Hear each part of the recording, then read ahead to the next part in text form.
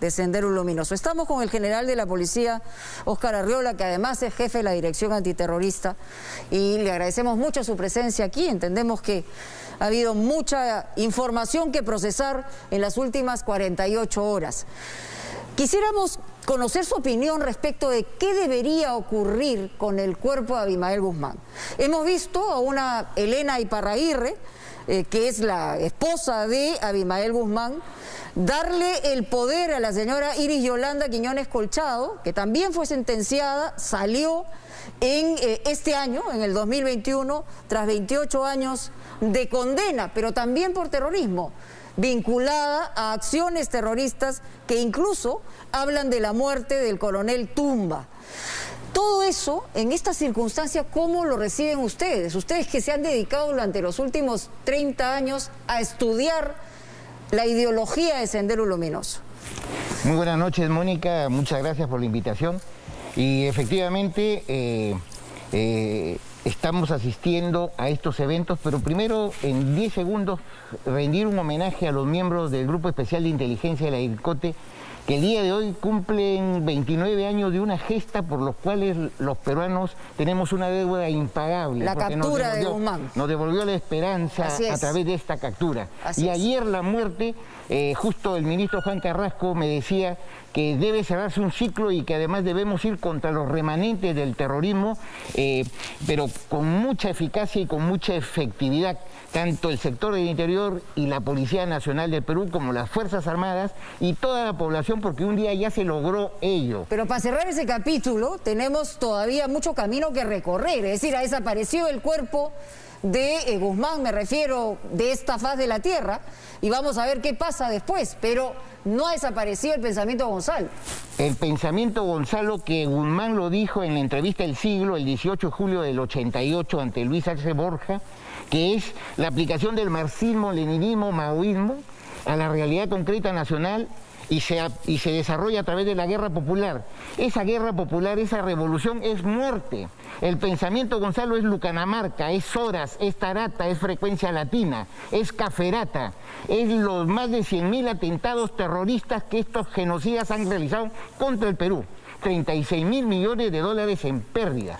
Y además Guzmán se va con una deuda porque no pagó la reparación civil de 3.600 millones de soles en la sentencia a cadena perpetua, en una de las cadenas perpetuas porque tiene otra de Tarata, y además a él le impusieron una reparación civil de 250.000 soles por cada miembro heredero de los deudos de Lucanamarca. Pero contestando tu pregunta inicial, sí, pues, estamos ahorita en la disyuntiva, y bueno, yo tengo una autorización para contestar la importancia de esta captura de Sendero y la situación actual de Sendero Luminoso, pero la situación actual de Sendero Luminoso es ver qué va a pasar en la sucesión de esta jefatura. Así es, ¿a dónde pasa el mando? Porque como hemos dicho, no ha muerto el pensamiento Gonzalo, ni mucho menos, no se han arrepentido, van, digamos, siguen una línea distinta y paralela a una lucha armada que está, digamos, penetrando en distintos niveles, político, el sector de educación, etcétera, etcétera. Y cada acto es sumamente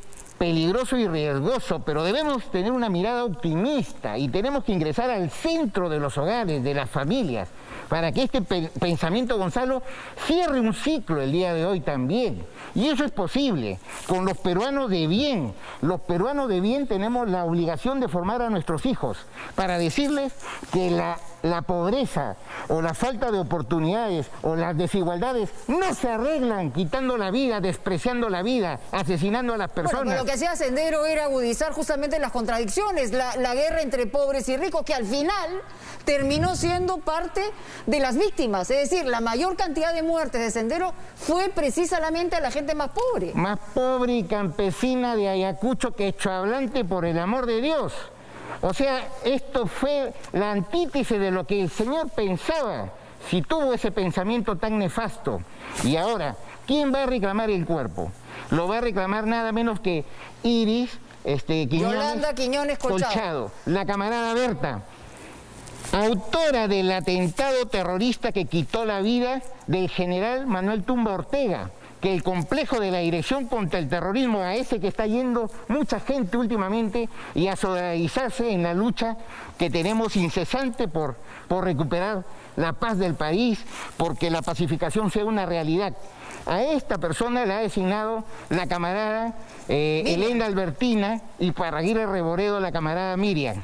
Y esta persona fue capturada con las manos en la masa, o sea, con armas de fuego y con explosivos en la casa, en la puerta de la casa del general Pedro Vilca, listo para ejecutar un plan de operativo táctico, o sea, un atentado terrorista para cegar la vida y enlutar un lugar más. O sea, a esa señora, por poder de la señora Iparraguirre, le van a entregar el cuerpo de Abimael Guzmán con la posibilidad de que esto se convierta en una especie de apología, porque puede haber, pues, sabe Dios, un peregrinaje, es decir, ¿qué es lo que debe pasar con ese cuerpo? Nosotros, si tenemos la firmeza de luchar, la energía de luchar contra el terrorismo, yo soy director contra el terrorismo, pero soy un policía más,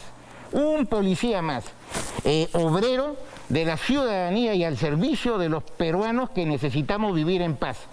Entonces, lo que debemos de hacer es tener gestos como no propiciar, ¿sí?, prevenir de que no se cometan delitos apologéticos, o sea, de apología al terrorismo. Eso podría pasar al enaltecer, claro. Si es que esto se entierra, digamos, en una tumba donde mañana más tarde comienzan a desfilar por ahí y podemos estar en una situación de incluso de mito, ¿no?, de Abimael Guzmán. O sea, nosotros, créanme, y a la prueba nos hemos remitido, hemos escuchado los audios de la camarada Miriam, donde habla de la DIRCOTE y torturadores, por el amor de Dios. No hay muestra más clara de la lucha contra el terrorismo, respetando los derechos humanos. Le he escuchado a varias representantes de la autoridad política en los 2 últimos días.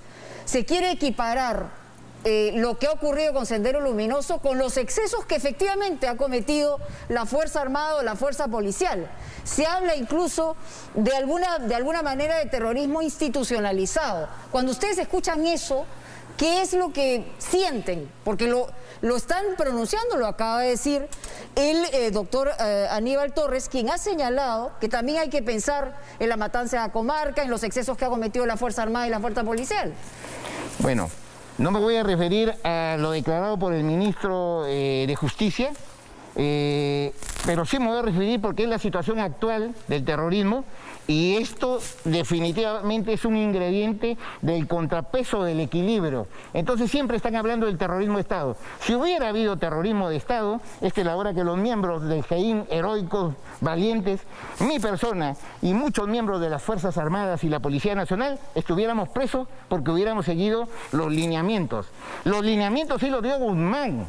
Abimael Guzmán Reynoso, el más grande genocida y asesino del Perú, sí le dijo a todas sus huestes y a toda la población en general: o estás con el Partido Comunista del Perú, marxista, leninista, maoísta, o estás en contra. Si estás en contra, te elimino. Y eso es lo que hizo.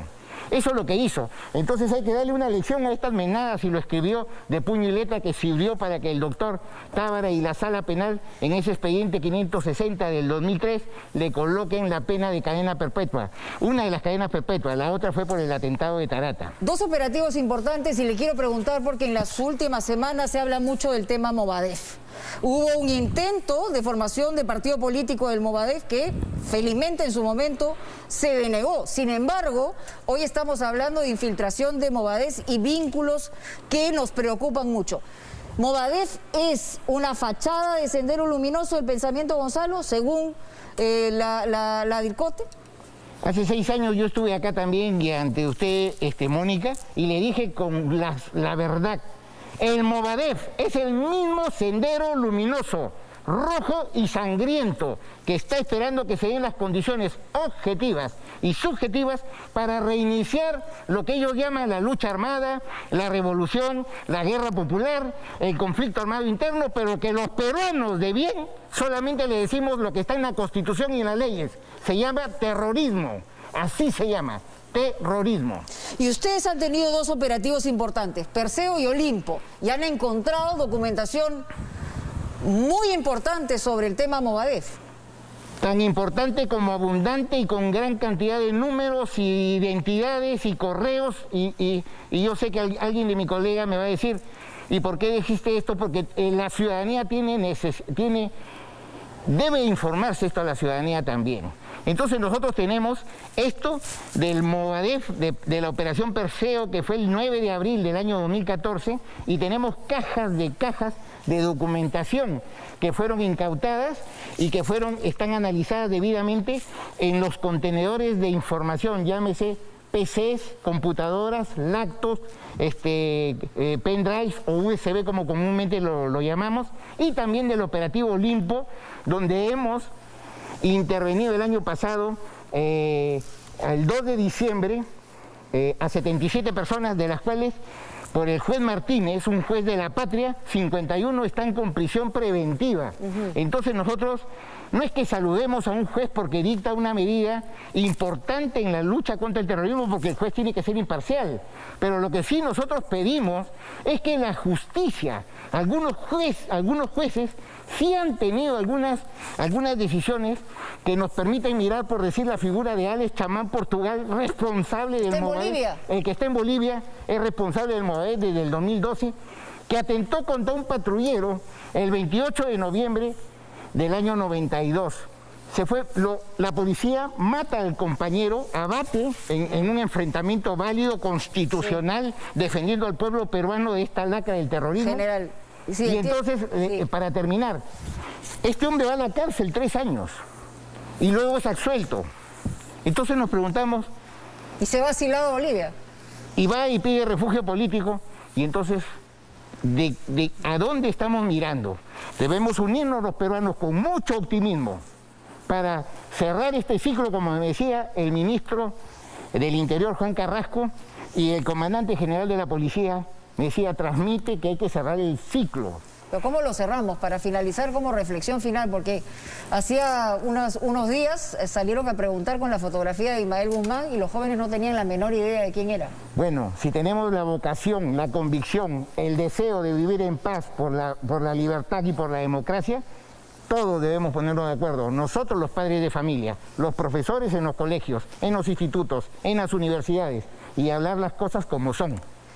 Muy bien, general, le agradezco mucho, porque además, realmente, cuando uno vuelve a ver las imágenes de toda la destrucción que ha causado Sendero Luminoso, a todos se nos encoge el alma y nos da una preocupación enorme pasar por cándidos o inocentes, en el sentido de no darnos cuenta del peligro que representa que Sendero Luminoso todavía no haya sido enterrado como debería ser. Muy amable. Hagamos los 32 millones de peruanos de buena voluntad.